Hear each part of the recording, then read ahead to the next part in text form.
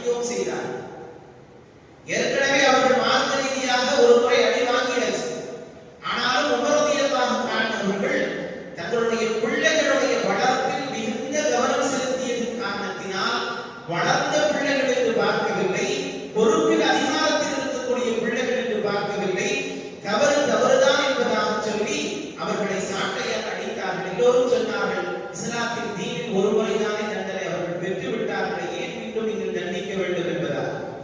என்னுடைய பிள்ளை இப்படி ஒரு தவறு செய்து விட்டால் என்கிற வார்த்தை வரலாறு பேசிவிடக் கூடாது என்பதற்காக வேண்டி என் பிள்ளையை நான் தண்டிக்கிறேன் என்றார் ரலியல்லாஹு தஆலா. ஆகவே ஒரு பிள்ளையினுடைய வளர்ப்பு எப்படி இருக்க வேண்டும் என்பதற்கான மிகப்பெரிய ஒரு உதாரணம் உமர் ரலியல்லாஹு தஆலா அவர்கள். ஹஸ்ஸாய்க்கு அந்த பெண்மணி சிறு வயதிலேயே குர்ஆனை மனனம் செய்த பெண்மணியாக இருந்தார்கள் என்பது அவர்கள் தொடர்பான செய்தி. 3 பிள்ளைகளையும் உமர் ரலியல்லாஹு தஆலா அவர்கள் தீனினுடைய அடிப்படையில் மார்க்கத்தினுடைய ஒழுக்கத்தில் அவர்களை நெறியாக அவர்களை உருவாக்கினார்கள். தவறு செய்கிற பொழுது தன் பிள்ளைதானே என்று அவர்கள் ஒரு கட்டத்திலும் விட்டதாக வரலாறில் மிகப்பெரிய பொறுப்பில் இருந்தார்கள். 12 ஆண்டு காலம் இந்த உலகத்தினுடைய ஆட்சி அதிகாரத்தில் இருந்தவர்கள் உமர் ரலியல்லாஹு தஆலா அவர்கள். எல்லாம் அவர்களுடைய கைவசம் இருந்த பொழுதும் கூட தங்களுடைய பிள்ளைதானே என்று உமர் ரலியல்லாஹு தஆலா அவர்கள் எந்த இடத்திலும் அவர்கள் செய்த தவறுகளை தட்டி கொடுத்து அதை ஆரோக்கியப்படுத்தி செல்லவில்லை. தவறை தவறென்று சுட்டி காட்டினார்கள். அதற்கான தண்டனைகளை கொடுத்தார்கள். அதிகபட்சமாக கூட தன் பிள்ளை என்று வருகிற பொழுது தண்டனையை கொடுத்தார்கள் என்பதுதான் இங்கு கவனிக்கத்தக்கது. என் பிள்ளை என்பதற்காக வேண்டி பிறர்கள் இப்படி உமருடைய மகன் நடந்து கொண்டான் என்கிற வார்த்தையை என் பிள்ளைகள் கேட்டுவிடக் கூடாது, அப்படி ஒரு வார்த்தை வந்துவிடக் கூடாது என்பதில் மிகுந்த கவனம் செலுத்தினார்கள் என்பதாக அவர்களுடைய வரலாறுகளை பார்க்கிறோம். ஒரு குழந்தை தவறு செய்கிற பொழுது ஒரு பெற்றோர்கள் எப்படி நடந்து கொள்ள வேண்டும் என்பதற்கான மிகப்பெரிய உதாரணம் உமர் ரலியல்லாஹு தஆலா. எல்லா வகையிலும் அவர்கள் இந்த தீனுக்காக வேண்டி, இந்த மார்க்கத்திற்காக வேண்டி, இந்த சமுதாயத்திற்காக வேண்டி அழகான அற்புதமான வழிகாட்டுதல்களை தந்திருக்கிறார்கள். இந்த வரலாறுகள் எல்லாம் நாம் படிக்க வேண்டும். ஒவ்வொரு சஹாபாக்களுடைய வரலாறுகள் என்பது நமக்கான அழகிய முன்மாதிரி. அதிலிருந்து நாம் எடுத்துக்கொள்ள வேண்டிய பல்வேறு செய்திகள் இருக்கிறது. ஆனால் நாம் இந்த வரலாறுகளை படிப்பதற்கு ஆர்வம் காட்டுவதில்லை. ஒவ்வொரு சஹாபாக்களுடைய வரலாறுகளும் நமக்கு தேவையான அத்துணை செய்திகளை உள்ளடக்கியது. அந்த அளவிற்கு அவர்களுடைய வாழ்க்கையில் அற்புதம் நிறைந்தது. உமர் ரலியல்லாஹு தஆலா அவர்கள் அதிகமாக கோபப்படக்கூடியவர்களாக இருந்தார்கள் என்று நாம் படித்திருக்கிறோம். தண்டனையை கொடுப்பதில் ஆர்வம் காட்டி இருக்கிறார்கள். தவறு வருகிற பொழுது நாயகத்திடத்தில் நீங்கள் அனுமதி கொடுத்தால் தலையை கொய்து விடுகிறேன் என்று மிக கோபத்தோடு சீறி பாயக்கூடிய அளவிற்கு ஆற்றல் மிக்கவர்களாக இருந்தார். இந்த தீனுடைய விஷயத்திலும் சரி, தங்களுடைய பிள்ளைகளுடைய விஷயத்திலும் சரி, குடும்பத்திலும் சரி, தீர்ப்பு செய்வதிலும் சரி, நியாயவாதிகளாக இருப்பதிலும் சரி, உமர் ரலியல்லாஹு தஆலா அவர்களுக்கு நிகராக யாரும் இல்லை என்று சொல்லும் அளவிற்கு அவருடைய ஆளுமை இருந்தது என்பதை அவர்களுடைய வரலாறு நமக்கு சொல்லித் தருகிறது. அல்லாஹ் ரப்பல் ஆலமீன் நம்முடைய பிள்ளைகளையும் ஒழுக்க ரீதியாக உருவாக்குவதற்கான நல்ல வாக்கியங்களை சமுதாயத்தில் ஏற்படுத்தி அருள் புரிவானாக. எல்லா நிலைகளிலும் சஹாபாக்களுடைய வரலாறுகளை உள்வாங்கி நம்முடைய வாழ்க்கைகளை சரி செய்து கொள்வதற்கான தௌஃபீகை அல்லாஹ் நமக்கு நசீபாக்கி அருள் புரிவானாக. ஆமீன் ஆமீன். அல்ஹம்துலில்லாஹி ரப்பில் ஆலமீன் الذي جعلنا من أمة محمد صلى الله عليه وسلم. اللهم صل وسلم وبارك عليه. عن عبد الله بن السلام رضي الله عنه أن النبي صلى الله عليه وسلم قال: أيها الناس أفشوا السلام وأطعموا الطعام وصلوا بالليل والناس نيام تدخلوا الجنة بسلام. عبد الله بن السلام رضي الله تعالى عنه அறிவிக்கின்ற செய்தி, மனிதர்களை சலாம் கூறி சலாமை நீங்கள் பரப்புங்கள். பசித்தவருக்காக வேண்டி நீங்கள் உணவளியுங்கள்.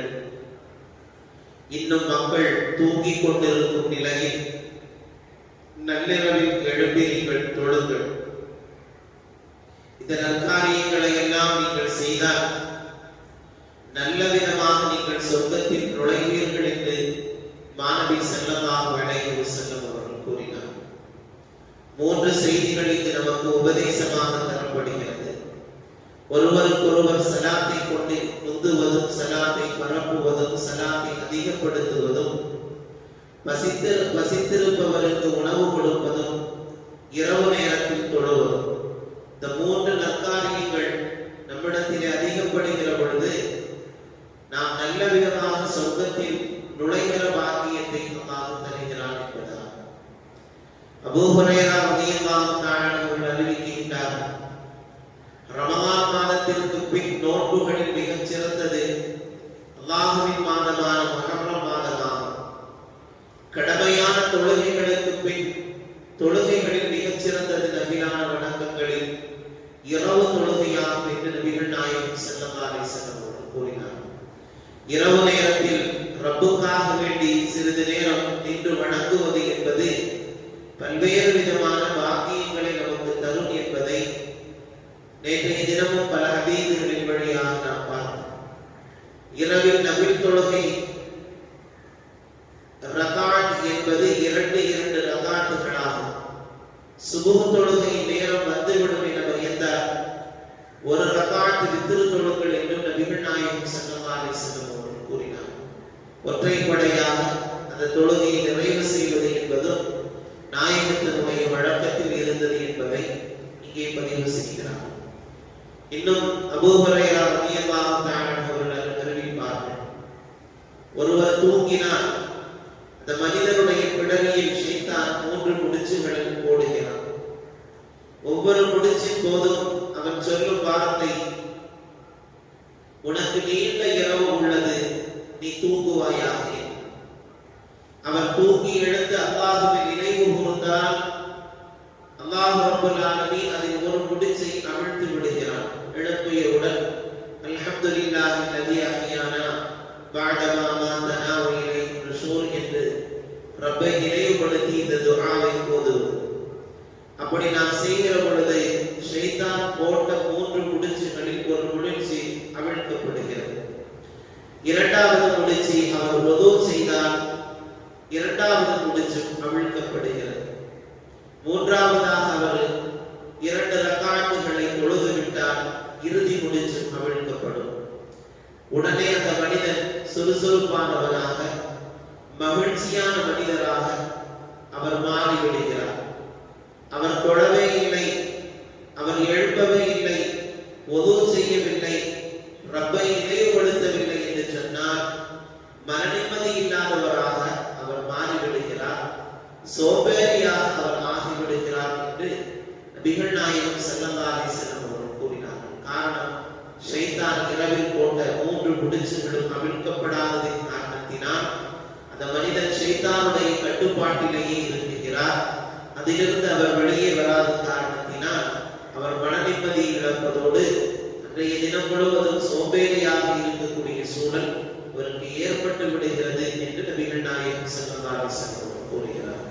ஆகவே அதிகாலை எழுப்பியவுடன் அல்லாஹ்வை நினைவுபடுத்துகிற துஆக்களும் வுது செய்துவிட்டு 2 ரகாத்துகள் தொழுவதும் என்பது நமக்கான மிகப்பெரிய பாக்கியத்திற்குரியது என்பதை அன்றைய தினம் சந்தோஷமாக கழிவதற்கும் அல்லாஹ்வினுடைய பாதுகாப்பில் நாம் வருவதற்கும் இந்த அமல்கள் எல்லாம் மிக முக்கியமானது என்பதை நபிகள் நாயகம் ஸல்லல்லாஹு அலைஹி வஸல்லம் நமக்கு கற்றுத் தருகிறார். அல்லாஹ் ரப்பல் ஆலமீன் நமக்கும் அந்த இரவு நேர தொழுகைகளிலே அக்கறை